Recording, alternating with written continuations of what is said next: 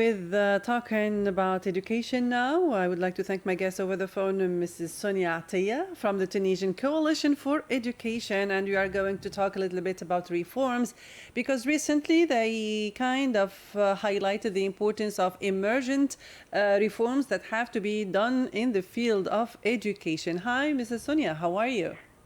Hello, thank you for inviting me. My name is Sonia Tia and I am representing today the Tunisian Education Coalition. It is a pleasure to be here today to talk about our work, our vision for education in Tunisia, and the project that we are leading with our partners. Exactly. So thank you for accepting the invitation. And before starting talking about education and reform, would you explain for us a little bit the coalition? What are the main objectives of the coalition, main activities and major projects you have been working on? Thank you for your question. The Tunisian Education Coalition is a civil society network that brings together like associations, student clubs, and pedagogical experts, all committed to defending the right to education for every child, young person, and adult in Tunisia. Our vision is very clear. Like we work for free, compulsory, quality, inclusive, and safe public education that is accessible to everyone throughout life, adapted to technological developments, and be able to respond to crises. Also, our mission is to be an active and influential civic coalition grounded in democratic and professional values and to play a central role in shaping national education policies. Our main activities as a coalition focuses on three main areas or topics, which are advocacy for educational reforms, capacity building for civil society and youth, and networking with regional and international NGOs. For now, like we have two major programs that we are working on, which are enhancing the capacities of the CET to influence public policies, and the Future EdTech, which is like a program that encourage the implementation of technology inside the curriculum in Tunisia. Yeah, that's really one of the most important things that has to be done, and immediately. It's really an emergency, actually, if we can say, because digital part of education is one of the pillars if you want to innovate and to make of education a creative way. So on the beginning of the school year, the coalition highlighted that there is an emergency of making reforms in the educational system, and that should be deep and global. Can you tell us what is your vision concerning these education and what are the things that have to be implemented very urgently, let's say, and what are they actually? Okay. As you said, at the beginning of this school year, the coalition called for urgent and comprehensive reforms because we believe that quality, equitable education for all is not only a national priority, but also in line with the United Nations Sustainable Development Goal 4, which is the SDG 4, which Tunisia itself has committed to. This goal gives us a common ground to work hand in hand with the government and all actors in the education sector. From our perspective as a coalition, as a Tunisian Education Coalition, reforms must happen in parallel across several dimensions. First of all, the curriculum. They need to be updated to match modern developments. This includes like integrating digital tools like the AI, artificial intelligence, in a thoughtful way, of course, while also preparing like strategies to protect students from the potential risks of these technology, because we all know the risks that can students face regarding these new tools inside our life. Exactly. Second of all, we have like to some reforms must be addressed the infrastructure. Schools need to be equipped with proper digital connectivity, creative learning space such as sciences labs, art clubs, sports facilities that make the school like a place where children feel inspired, motivated, and safe. In short, school must like become an attractive facility, not a discouraging environment for all children. Third of all, we need like a strong strategy for continuous teacher training. Teachers are at the heart of education, and they must be like supported to keep pace with the scientific and digital developments. Finally, reforms must like also, we believe like reform must also focus on the social and psychological well-being of teachers. They are like, we all know that teachers are really under constant pressure, like dealing with diverse student needs and new challenges every day, especially when it comes to like children with special needs or children with disabilities. So improving their status and their well-being, especially the mental health, can ensure their well-being inside the school and the essential success for the success of the reform. For the coalition, education reform is not just a technical issue, it's a societal project, one that requires like collective efforts between all the stakeholders in Tunisia. Also, it should be long-term vision and genuine commitment for all stakeholders, such as all the ministries that work inside the educational sector, like the Ministry of Education, the Ministry of Higher Education, the Parliament, the educational committee inside the Parliament, and even CSOs, civil society organization. Exactly. What you said is actually you put your finger on the real big problems that education suffer from today. There are lack in many fields, as you said, bad infrastructure, lack of equipment, absence of digitalization of courses, no creativity, especially the curricular is very, very old and ancient, and even the students are really bored and fed up with the same courses, the same ideas, the same themes being discussed again and again for the last couple of years. Not couple, for the last 20 years, exactly. So, yeah, it's very interesting, and we hope that your voice is going to reach the Ministry of Education. And we know that the ministry, every time they are announcing that they are going to make reforms, but so far nothing has changed. But we generally rely on CSOs, we rely on NGOs and coalitions and people who are active in this field. So I'm wondering, do you have any collaboration with public institutions or with the ministry itself? How does this Coalition for Education or Tunisian Coalition for Education can help or support? Are there any projects, ongoing projects or collaboration with the ministry in order to develop things and or improve things in the field of education? Yeah, thank you so much for the question. It is so important to tell all the listeners about our relationship with the stakeholders inside Tunisia. Actually, the Tunisian Educational Coalition strongly believes that real reform must be participatory. Education is like a complex and strategic issue, and it cannot be driven only by temporary or top-down decisions. That's why we have always called for the Higher Council for Education to be like the central and most effective framework to reform. But for this to happen, the council should have like real decisions making, like power and more diverse membership. Because like we, as a Tunisian coalition, we were really hopeful and enthusiastic about this council.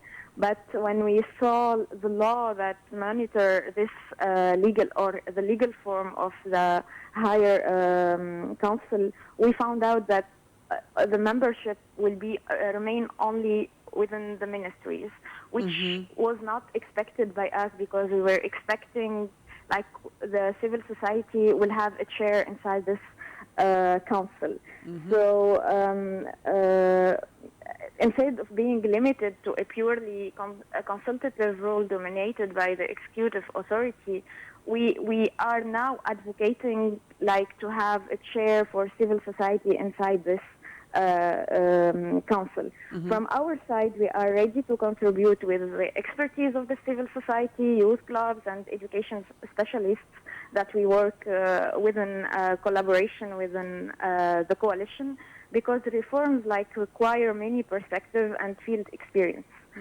Since our creation, like we have sought partnerships with the Ministry of Education, although this relationship has sometimes lacked stability since like every couple months we have like a new minister, and we have like to build our relationship from the scratch.